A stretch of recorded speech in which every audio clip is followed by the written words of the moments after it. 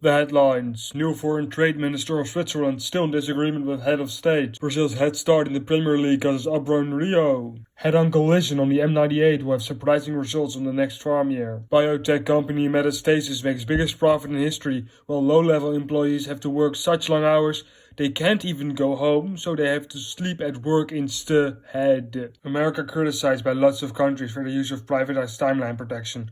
While other countries task government institutions with maintaining the delicate balance between space and time, America has always laid the fate of reality and all possible variations in the hands of for-profit organizations. When a high-ranking official was asked if this was wise, he said, "Who cares if a couple of little brothers slowly fade out of pictures, or if our 39th president turns out to have always been a California grizzly bear? We believe in the free market, and that this will make me very rich." When pressed on the morality of these actions, the high-ranking official turned out to have never shown up for the interview and instead attended a football game, where his favorite team won, lost, won, lost, won, and ended in a tie when both coaches their parents never met. Scientists have discovered a substance capable of the transmission of electrons, dissolving salts and relatively strong capillary action.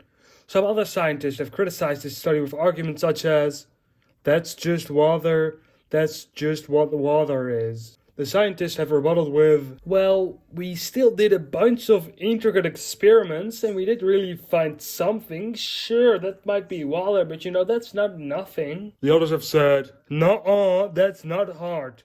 Water literally magically appears on your forehead when you run around a couple times." Coming up, America stunned after Europe refused all food, disaster tents and medical aid offered to help recently ravaged by storms Italy. Europe said, "Well, I'm sure you like them because they gave you mafia movies and pizza, but we actually have to live with them. This time they're just going to have to sort their own shit out." Europe then made a meaningful glance towards Greece. And Formula One racers still too scared to just do one where they're all running, even though it's a lot of people want. Now for a weekly segment where we use all the time, money and resources we normally spend on our journalism to help a school paper with one article.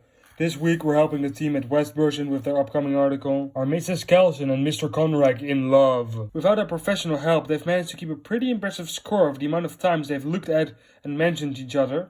They've been passing on fake readings, increasing the amount of time the teachers think about each other.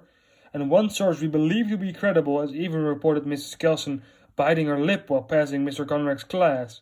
All this and her laughing at his obviously unfunny Christmas sweater has left us asking, are Mrs. Kelson and Mr. Conrad in love? While both open about having significant others, our reporters have been watching their every move day and night, and some cracks have appeared.